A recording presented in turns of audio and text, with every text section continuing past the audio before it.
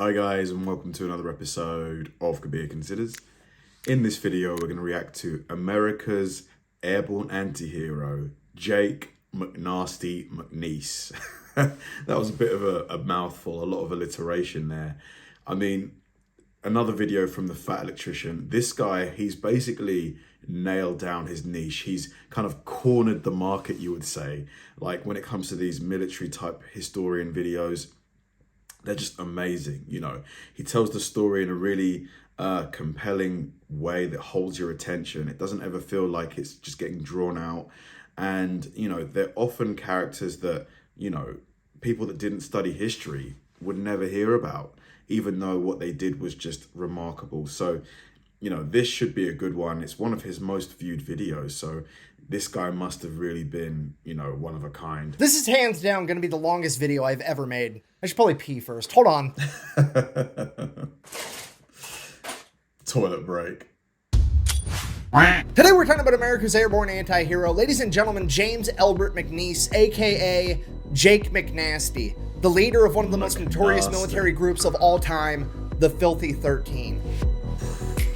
The Mohawk, I mean, it tells you all you need to know, doesn't it? And just to clarify, in case you don't know, being an anti-hero is not a bad thing, despite how it may sound. You see, the textbook definition of an anti-hero is a hero that does not display typical heroic qualities, which honestly is pretty ambiguous, but it's one of those things where you know it when you see it. So for example, a regular hero would be somebody like Superman. He's invincible, he shoots lasers from his eyes, and he always does the right thing 100% of the time. He never roughs up the bad guy. He always takes him straight to jail because the justice system never messes up anything. He only has sex in the missionary position. He always changes the batteries in his smoke detectors on time. It's boring, unrelatable, and completely inhuman behavior. Yeah, literally like textbook Boy Scout, basically.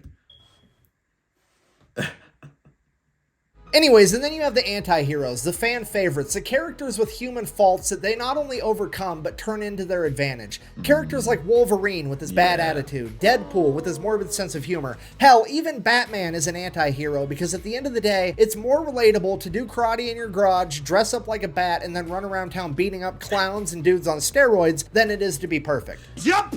So I guess what it means to be an anti-hero is that you always do the right thing, but you don't always do it the right way. And if you were to ask me for a real-life example of an anti-hero, I can't give you a better one than Jake McNiece. All right, here's the deal. Jake was born in Oklahoma in 1919. He grew up during the Great Depression as one of 10 siblings. This guy had to learn how— Wow, 1 of 10. You just don't see families like that anymore, man. Nobody can afford it. to hunt, fish, and trap just to help put food on his family's table so they could survive. He had his first full-time job when he was 10 years old and continued to work full-time all the way through high school. After graduating, he became a full-time firefighter. Shortly after that, the attack on Pearl Harbor happened. America entered World War II. Jake, however, was exempt from the draft because he was a firefighter, but that's not what Jake wanted. Jake wanted to volunteer, and he didn't just want to volunteer for anything. Jake wanted to be a paratrooper and a demolition man. Jake sounds like the guy from Fury, the lead guy. What was his name? Oh my God, War Daddy. Wanted to jump out of a perfectly good plane behind enemy lines with a couple of buddies, be completely surrounded, and have nothing more than a gun and some explosives and just go out there and deprive the enemy of nice things. Got a bridge? Guess what? Now you don't. Nice power lines. It'd be a shame if somebody blew those up. That's what Jake wanted to do, and that's what he was gonna do. So at the age of 22, Jake set off for training. Upon arriving at training, Jake pretty much immediately establishes himself at being incredible at any task the Army can throw at him, but also a humongous pain in the ass to his entire chain of command. During his very first week in the Army, Jake got in a fist fight with the staff sergeant in charge of the chow hall because the staff sergeant wouldn't give him butter with his bread. At which point, the entire chain of command is like, on one hand, we have to get rid of this guy. He's a loose cannon. You absolutely cannot be attacking staff sergeants as a private. Butter. He's got to go. But on the other hand, this is exactly the type of behavior we're looking for somebody that we want to drop behind enemy lines and expect to fuck up everything. So they just kind of let it slide. Fast forward a couple of weeks, Jake is doing a demolition course and he ends up setting the course record. He is the fastest person to ever complete this course. At which point his leadership walks up and is like, "Hey, soldier, congratulations. You broke the record." Jake looks the guy in the eye and goes, "Yeah, if you think that's impressive, you should see what I can do when I have some butter once in a while." And that pretty much sets the tone for the rest of Jake's training. He absolutely crushes any task they give him, but also, Jake does not give a single fuck about the dog and pony show that is the US military. He's not going to call an officer sir or ma'am. He's going to call them by their nickname. He's not going to salute them unless they salute him first. He's not going to stand outside and salute the flag during retreat, and he absolutely is not going to show up to formation on time, and he's definitely not going to be sober all the time, because that's just how Jake is. And because of... This is a difficult one, because even though he's clearly good at his job, in the military, isn't it all about structure, the hierarchy, following, respecting the chain of command? You know, you can't really make exceptions, can you? But I guess if they're good enough, you have to. This, Jake would be the only new recruit to not get promoted to PFC, which is a way bigger deal than it sounds like, because at this point in time, in the 101st Airborne and the 82nd Airborne, every single new recruit after 31 days of training got promoted to private first class. The reasoning behind that was they wanted to give these guys a promotion so they could make more money and ideally send that money back home to their families because, well, they've got a very dangerous job coming up and nobody knows what's going to happen. So absolutely everybody is getting promoted to PFC after 31 days, except for Jake. But here's the thing, Jake didn't really care. Jake wasn't there for the money. He was there for one thing and one thing only. We're going to be doing one thing and one thing only, killing Nazis. So Jake is now the lowest ranking person in his entire company, and leadership was hoping that Jake would take this as a sign that he should start cooperating and get it together. That doesn't really happen though, and leadership now has no idea what to do with Jake, because on one hand, he's way too valuable to lose, but on the other hand, they don't want him mingling with all the other soldiers, rubbing off on them in a bad way. So they take Jake, they stick him in his very own platoon, all by himself, and make him his own acting platoon sergeant. And then as time passes, whenever they get another soldier just like Jake, they would send him over to join Jake's platoon, and he would eventually get 4 members in his platoon, counting him for a total of 5, and they would become known as the Dirty Five. And from there, things would obviously get really out of hand. Fast forward, Jake and his men finish the first phase of their training, and they are given a pass to go out on the town one last time before they have to go to Fort Benning for Airborne school. This sounds like the crew from that movie. I can't, SUI squad. You can't say the word because YouTube doesn't like it. You know, just a group of badasses. So Jake and his men, you know, his men that all outrank him because he's still technically a private, but he's also somehow their platoon sergeant. They all go out, they go to the bar, they get drunk. They end up running into some MPs. One of his men starts lipping off to the MPs. The MP goes to beat him with a nightstick. Jake interferes and says, hey, he's really drunk, let it slide. In Jake's own words, and I quote, he's so drunk he couldn't hit the floor with his hat in 30 throws. Okay, so just let it slide. He's going to get his men back to the barracks. It's going to be fine. The military police, the MP, then tells Jake, mind his own business, as he turns around to hit Jake's guy with a nightstick, at which point Jake proceeds to beat the shit out of 2 MPs, taking their Colt 45 1911s, firing all the ammunition into a nearby street sign before handing them back their empty guns and saying, okay, now you can take me to jail. The next morning, Jake's commanding officer shows up to the stockade to talk to Jake, and he's like, look, not surprised you're here, don't really care what happened. Here's the deal. The Japanese have the world record for the longest ruck march, and I want to break that record by having a group of guys march from here all the way to Fort Benning, 136 miles, and I think you and your men are some of the guys that are going to be able to pull it off. Are you in? At which point McNiece is like, 136 miles isn't a problem at all. I won't change my socks, and I won't even get a blister, which, if you've never been in the military and you've never ruck marched, saying that you're not going to change your socks or get a blister on a 136 mile fucking ruck march is an unprecedented amount of shit talking. It's like a NASCAR driver saying that he's going to win the Daytona 500 without having his tires changed a single time. It's like... Is it really 136 miles? No way. Surely not. Like, because I saw one that said 12 miles. There's 136 miles? Going out drinking, ending up at Taco Bell at 2 in the morning, eating a bunch of steak quesadillas, waking up the next day, taking a shit, and not wiping, okay? It's just, it's not possible. So then the commanding officer was like, great, cool, I'll see you at the ruck march. We're going to go ahead and leave you in the stockade for the next 10 days. Until then, though, Jake's like, cool, no problem, I'll hang out. 10 days later shows up. Jake is in a prison uniform with a giant P on the front, and 3 MPs show up with 12-gauge shotguns loaded, and they escort Jake to the starting line of this fucking ruck march like he's Hannibal Lecter. There, he changes into a normal uniform and takes off on a 136-mile ruck march to Fort Benning so he can go to Airborne school. And sure enough, true to his word, Jake is one of only 75 men to finish this ruck march, and he did not change his socks, and he did not get a single blister, which I cannot stress to you enough is a superhuman feat. So Jake and his men go on to do airborne training. Because 136 miles, that's like a multiple day hike. And he, man, you know what? I'm going to take his word for it. That is insane. 136 miles, that is like a week of solid marching non-stop for like 4 hours a day, at least. More than that. 8 hours. Absolutely no problem. Nothing really of note happens here, except for the fact that Jake is still a private and has still not been promoted in any way. After completing airborne training, Jake and his men are going to go to Camp McCall, North Carolina, where they are to receive expert saboteur training. They'll be receiving extra training in demolitions. They'll be receiving training in how to drive tanks, how to drive bulldozers, how to drive excavators, how to drive trains, pretty much anything and everything they could teach these guys to be able to wreak havoc on enemy infrastructure is what they're learning in Camp McCall, North Carolina. Espionage? Jake and his men continue to do what they do. They wreck every task that they're given. It goes perfect. Jake and his men are now about to go to England, at which point they are given one last pass to go out on the town one last time before they ship off. So Jake and his men go out drinking. Somehow or another, they end up at this little tiny diner neighboring a train yard, at which point one of the trains pulls up, stops, walks across all the other tracks, and the conductors go in and they start eating at this diner. Jake is super drunk and he's like, I don't want to walk back to the base. I'm stealing that train. And that's exactly what he does because the army just taught him how to drive trains. So Jake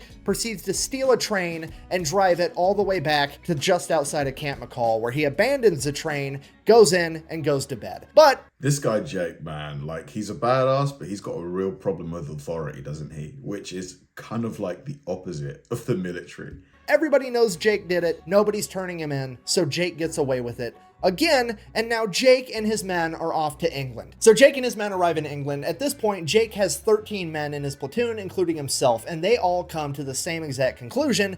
English food fucking sucks, which is on par with every opinion of it I've ever heard, which seems weird to me because it's a country that took over most of the known world for the sake of trading spices, and apparently nobody came to the conclusion that, hey, maybe you should put some on the food, but whatever. Because the food sucks, Jake... It depends. Some is bad, but some is very good. Some is very good. Like a good beef Wellington, bangers and mash, black pudding, nah.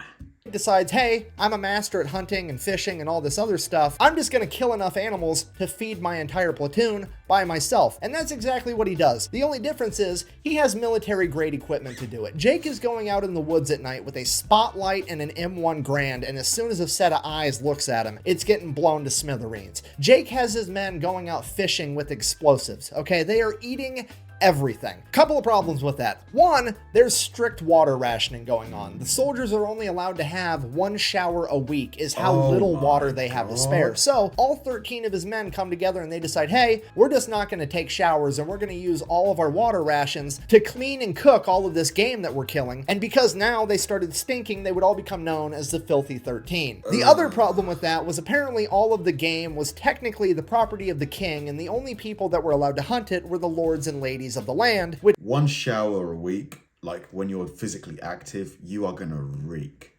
After 2 days, you are gonna stink. Which definitely was not Jake McNiece and the Filthy 13. So Sir Ernest Wells ends up figuring out what Jake's been doing. He gets super pissed, ends up suing the government for like $10,000 for all the animals that Jake and the Filthy 13 ate. The entire unit gets in a bunch of trouble, and Jake's kind of just like, meh.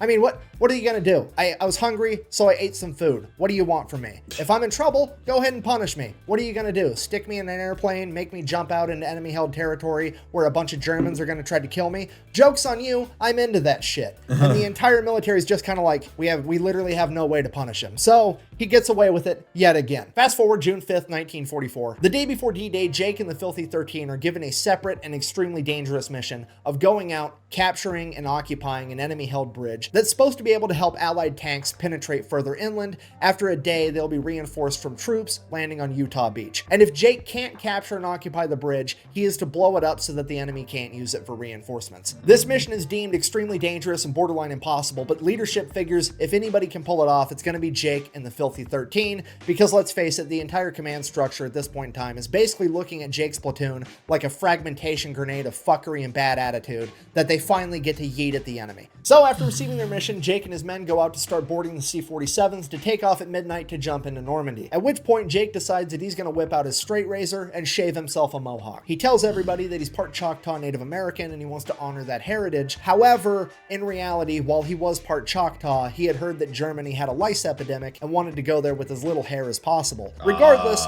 his men follow. That is actually smart.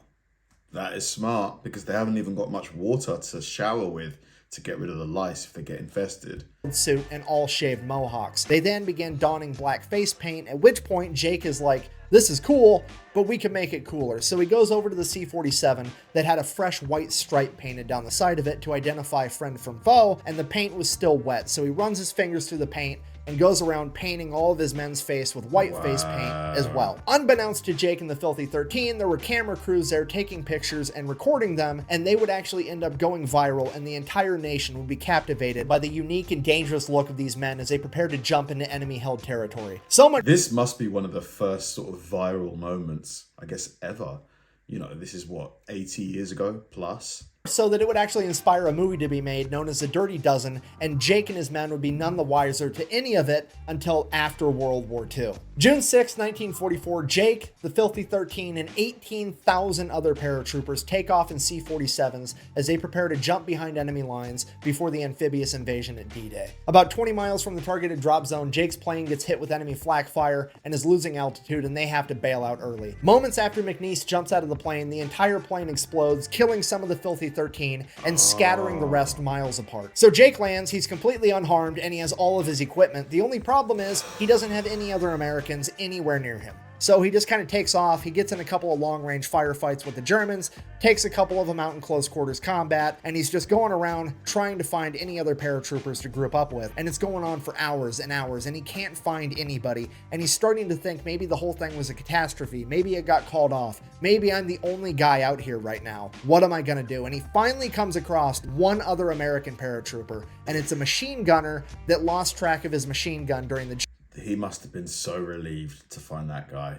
Just like, at least I'm not on my own. Jump, and this guy is running around Normandy with nothing but a belt of machine gun ammunition and no gun. And Jake is like, Jesus, okay, well, you're with me now, I guess. Here's my grenades. You take those. I'm going to keep my M1 Grand. Follow me. So now Jake and Grenade guys set off to find more paratroopers. So they keep looking, they find some more. They find a squad of mortar guys. They find some guys over here, some guys over here. Slowly, Jake amasses an entire platoon of about 35 paratroopers, and they're all gonna help Jake in his mission to take out this bridge. So Jake and his new companions start making their way to go blow up this bridge, at which point they would eventually come up on an entire American unit being led by this colonel, and the colonel is like, hey, you're working for me now. I don't care about that bridge. I need you to go pull security over on this part over here. McNiece tried arguing with the colonel, but the colonel wasn't having it. He gave a direct order, and McNiece is like, okay, fine, whatever. I'll take my 35 guys, and we'll go guard this for you. So they take off, headed there. They get to the point they're supposed to guard, and McNiece just keeps walking because it was the same direction as the bridge. All of his men are like, hey, we're supposed to stop here. McNiece is like, you do what you want. I have to go take care of this bridge. You can come with me. I'd appreciate it. If not,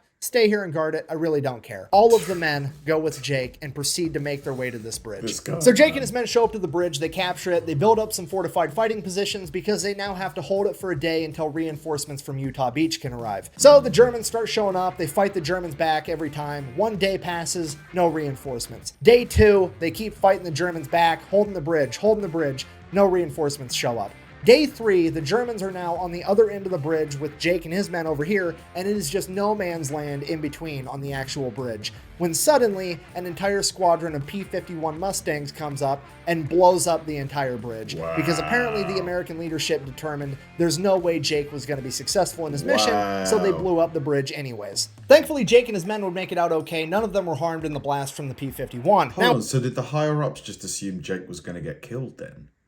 You know, did they just assume he wasn't going to make it? Wow, seems pretty ruthless, but I guess, you know, you got to get the job done. At this point, Jake decides, hey, we're going to continue to hold our position here because if anybody is going to try to cross this ravine, they're going to do it right here where the bridge used to be. And sure enough, an entire German infantry battalion shows up on the other side of where this bridge was. At this point, the German officers make their way through the ravine and up to Jake under a white flag where they're like, hey, go ahead and surrender. We've got 700 men. You've got 35. It's going to be a bloodbath. Just call it a day. Jake, being Jake, is like, no, but you're welcome to surrender to me. The German officer, thoroughly annoyed, is like, what are you doing in that mohawked head of yours? I have 700 men. You need to surrender or I'm going to kill all of you. At which point, I'm paraphrasing here, but I would assume Jake said something along the lines of, yeah, you've got 700 men, but you're going that way and the battlefield is that way, which tells me that all my buddies showed up on Utah Beach and they've been kicking your ass so bad that now you're trying to run away from them. So the way I figure it, you've got about 3 options. Option A, you surrender to me right here, right now, and you all live happily ever after. Option B, you go back to your men, you hold your position right where you're at, and all my buddies show up in a little bit with a bunch of Sherman tanks and proceed to un-German engineer all of you motherfuckers. And option C,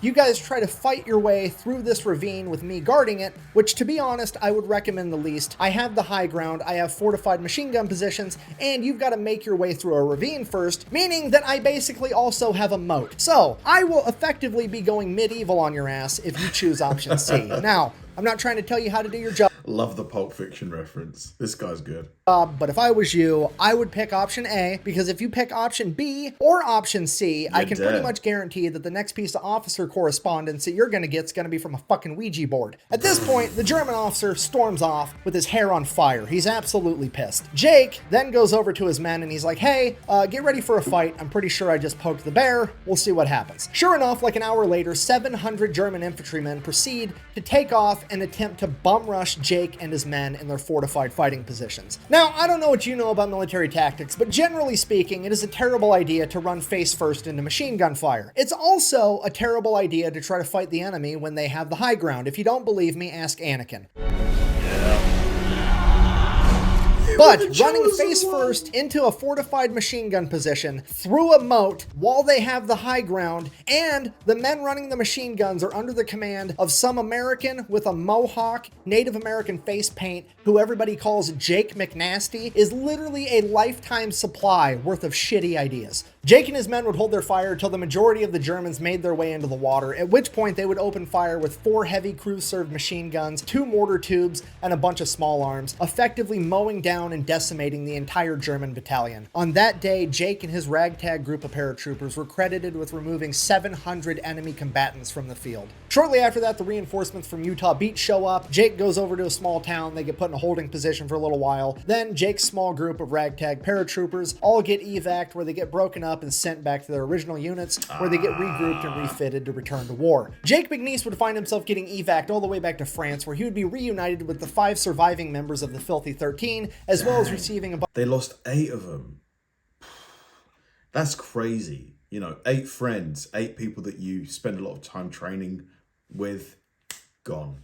Bunch of new recruits for his platoon. At this point, they had a couple weeks off where they could drink, relax, do whatever. Jake's going out, he's getting drunk, he's having a good time. Then he would receive word that his platoon is going to be partaking in a new airborne operation referred to as Operation Market Garden, the largest airborne operation in human history, with 38,000 paratroopers jumping into Nazi-occupied Holland. Hearing that he was going to be jumping into Holland, Jake figured that he was going to be engaging in a lot of close quarters combat, so he opted to turn in his M1 Grand and get a Thompson, which is exactly what he did. He then received word that his platoon, being the bridge experts that they are, were going to have to go out, capture a bunch of bridges, defend them, and or get rid of them until they heard word otherwise. Hey, look, I made a bridge. It only took me like, what, 10 seconds. And pretty much everything goes according to plan there. They jump in, they get to the bridge, they take the bridge over, they hold it for a couple of weeks. Then they receive word that they are to go help another unit take over this town known as Eindhoven. So Jake and his men make their way over to Eindhoven and they begin helping to clear out this town room by room, building by building, close quarters combat, them versus the Germans. In his book, Jake described this close quarter combat as very different from what you see today. It wasn't 4 troops stacked up outside a door, kicking it in, and all running in together. It was one guy, one room. An American would kick open the door, throw in a frag grenade, As soon as the frag grenade blew up, the American would then crawl in on his hands and knees with a Thompson submachine gun and shoot anybody that survived. The reason they crawled in on their hands and knees is because, according to Jake, the grenade would kick up so much dust and soot and debris in these old buildings that you couldn't see standing at normal level, so you had to drop down like you were in a fire. But what if there were any civilians in there? Or was the area cleared, or they were given a lot of notice before the Americans were going to, start the close quarter combat? They're trying to avoid carbon monoxide to be able to see what you were doing. And this is how they cleared the entire village. Making their way all the way through it, about halfway through, Jake would be clearing a building where somebody clearly used to make furniture. At which point, Jake would find a chicken. Now, this chicken had 6 eggs. Finding eggs in the middle of a war zone in World War II was a big deal. Nobody had eggs, and Jake fucking loves eggs, okay? This is amazing. Only problem, he's got to figure out how to get these 6 eggs all the way through this village without breaking them. So he thinks for himself to a second, maybe I could leave the eggs here and I'll come back for them later. And he's like, no, that's not going to work because one of these other paratroopers is going to find my eggs, and these are my eggs, I want them. So he takes all the eggs and sticks them in the cargo pocket of his pants. And then every time he clears a room, rather than crawling in on his arms and legs, he slides in on one side, the side without the eggs, to ensure that he doesn't damage any of his precious eggs, which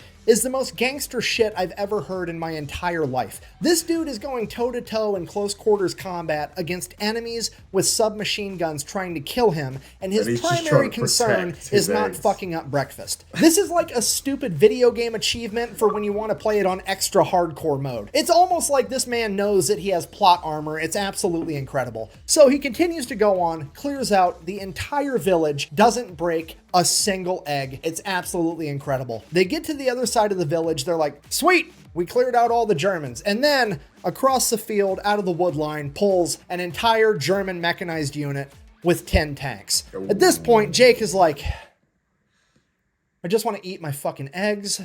This sucks. So Jake and the Filthy 13 go to work. Being the demolition men, it's their job. How would he even cook the eggs? Because I'm pretty sure he doesn't have like a miniature like frying unit that he carries with him. How would he make them? Boil them. Maybe he'd boil them. That would probably, he'd boil them. To go around to the tanks and disable their tracks so they can no longer move, and then the infantry's going to come in with their flamethrowers and cook the enemy out. And that's exactly what happens. Everything goes according to plan. They take out all 10 tanks. Not really that big of a deal. Jake reaches into his pocket. Tragedy strikes. He's broken a single egg. No. It only took 10 German tanks to make this guy fumble enough to break a single egg, and he got to enjoy 5 eggs for dinner that night. Jake and his men would then adopt a holding position where they would chill out for a little bit, hold their position until they got evac'd again for yet another huge mission where Jake and his men would find themselves back in France for a second time. So Jake and his men find themselves at an army base right outside of Reims, France. Obviously, Jake and his men want to go drink in town, have a good time, see if they can find some women, what have you. The only problem is, apparently the 82nd Airborne was there last month, and the 82nd Airborne caused such an issue in town that the military had to bring in a special group of MPs to get the 82nd Airborne under control, and now all paratroopers have been effectively banned from town. I mean, to be fair, that's pretty on brand for the 82nd Airborne. Bunch of rowdy dudes. If you don't know, that's their logo. On paper, AA stands for All American, but everybody knows that it actually stands for Athletic Alcoholics. Now, Jake, wanting to drink anyways, comes up with a plan. He's got to hook up with a distillery all the way over in Paris, which is like a 2-day trip away. So Jake gets a 72-hour pass, starts leaving to go to Paris. His commanding officer stops him and is like, Jake, what are you doing? I'm going to Paris to get some booze for the boys. Jake, Paris is 2 days away. Do you really think that you're going to be able to take 2 days to travel to Paris, go on a week-long bender, and then travel 2 days back all in 72 hours? At which point, Jake looks at the officer and says, and I quote, I don't know. I wouldn't be willing to bet on it, but I'm willing to try. At which point the officer kind of just rolls his eyes and is like, is there anything I can do to stop you? Jake, not really. So the officer just lets him go because he realizes that Jake's going no matter what. It's just a matter of if he wants to get his ass beat over it. There must be a movie made about this guy already, like a modern day one. If not, there has to be. Who could play him? Someone badass, but funny as well. It's quite tricky. I was going to say Ryan Reynolds, but nah, he's too comedic. Oh, God. Hugh Jackman, if he was younger, would do a great job, I think. Brit or not. So Jake makes his way to Paris, goes on a couple-day bender, gets a bunch of booze for the boys, heads back to base. He finally gets back. He's been AWOL for 5 days. They immediately throw him in the stockade for abandoning his post, at which point his command comes up to him and is like, Jake, we've been talking. We really want you to volunteer for Pathfinder school. At which point Jake kind of has a little bit of a panic attack and he's like, they're trying to kill me. Like, they're actively trying to kill me. You see, if you don't know what a Pathfinder is, they're basically paratroopers, but they go out hours or a day before the big, huge paratrooper operation, and they jump beforehand, and then they figure out the best spots to drop all the other paratroopers and radio it back to base so they know where to put everybody. This job during World War II was incredibly dangerous. On a given airborne operation, it required 2 Pathfinders and 1 set of radio equipment to get the mission done. And on every mission, they would drop 10 Pathfinders and 2 sets of equipment because they knew that on average, 8 of them were going to die and 1 set of equipment was going to be damaged. Mate, I really hope these people were paid a bonus or something, or extra money for this, because Jesus, man, there's dangerous and then there's this 80% fatality rate. Damn. Or lost. They had a 80% fatality rate on any one mission at any point during World War II. And that is why Jake thought for sure they're trying to get me killed. The only silver lining here is they can't make him do it, because Pathfinder is so dangerous that it was strictly a voluntary basis only. But Jake wasn't one to act too quick, so he said he'd think about it. And he goes and he thinks about it, and he's thinking about the war, and he starts to think to himself, you know, Pathfinder school is all the way over in England. By the time they send me there, I start school, I finish school, there's a good chance this war might be over altogether, and I'm not gonna have to make another combat jump. It'll be great. So he's like kind of on the fence about it now, and then he really starts thinking about it, and he's like, man, Pathfinder school's at an Air Force base, and even back in World War II, the Air Force had way better food than the Army. So now he might not have to do any more combat jumps, and he's gonna get some good food. And then it dawns on him. The Air Force base where they teach Pathfinder school is 8 miles down the road from Oxford University, and all the young British men are fighting a war right now, meaning that Oxford is just full of college chicks. And as Jake said himself, my man, and I quote, this seemed like a mighty fine opportunity to do some postgraduate work. Fucking love this guy. So Jake shows up to Pathfinder school and he's immediately called into the commander's office, which is weird because he hasn't even done anything wrong yet. Jake goes in there, the commander's like, hi Jake, I've heard all about you. I want you to be acting first sergeant. At which point Jake is like, I don't know what you heard about me, but you heard wrong. I'm technically not even a private first class yet. I've never been promoted. I am not the leader that you want. I don't care about saluting. I don't care about any of that dog and pony show military stuff. I'm here to fight a war, and that's it. At which point the commander's like, that's exactly why I want you. I don't need you to salute me. I don't need you to call me sir. I need you to get these guys ready for war, and I don't think there's anybody better to do it than you. I'll make sure that you end up getting paid as a first sergeant the entire time you're an acting first sergeant. To which Jake replies, I don't really care about the money. Look, I've blown up every safe between here and Normandy. I have plenty of money, okay? I might be willing to do this job, but if I'm gonna do it, there's gonna be some terms. Anybody that's fighting for me is gonna keep having good Air Force food, and they get permanent leave whenever they want it. At that point, the commander agrees. Jake is now the acting first sergeant, which if you don't know is the polar opposites of the spectrum as far as enlisted rank goes. So per usual, Jake excels at pretty much everything all through Pathfinder school. They graduate, Jake is still acting first sergeant, and he gets to decide which person is in which platoon.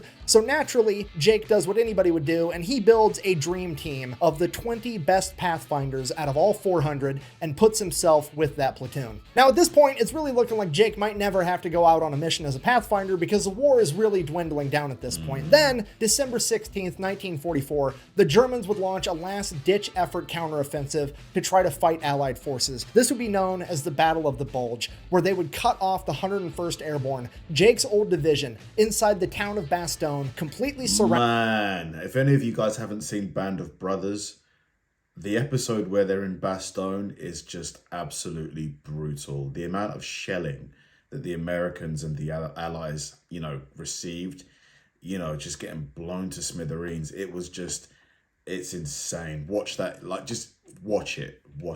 Around them, and the 101st Airborne is now stuck in this city. They are running out of ammunition, they're running out of food, and they're running out of gas. And if they end up surrendering, it could turn the entire tide of World War II. So all they need is somebody to be able to parachute in, get in town, and be able to call in resupply drops to let the 101st Airborne have a fighting chance to be able to hold off the Germans long enough for Patton to show up with his army of 350,000 men. So you've got a crazy mission, somebody needs to save the day, you're calling upon Jake and his dream team. There hasn't been a single radio transmission to come out of the 101st Airborne in over 2 days. Despite that, Jake and his dream team are going to jump in anyways. They have to be able to hit a 2-mile diameter landing zone while jumping out of a plane that's traveling 160 miles an hour, utilizing parachutes that they can't steer. This mission is seemingly impossible, but here they go. They jump out of the planes, they hit the landing zone perfectly. One man, unfortunately, does die, but that is a 5% fatality rate compared to the average of 80. Jake and his men then immediately get to work setting up their equipment in opposite sides of town. And after one guy calls in one resupply, he picks up his stuff, moves to a different location. Then this guy calls in his resupply, picks up, moves to a different location, and they bounce the signal back and forth on opposite sides of town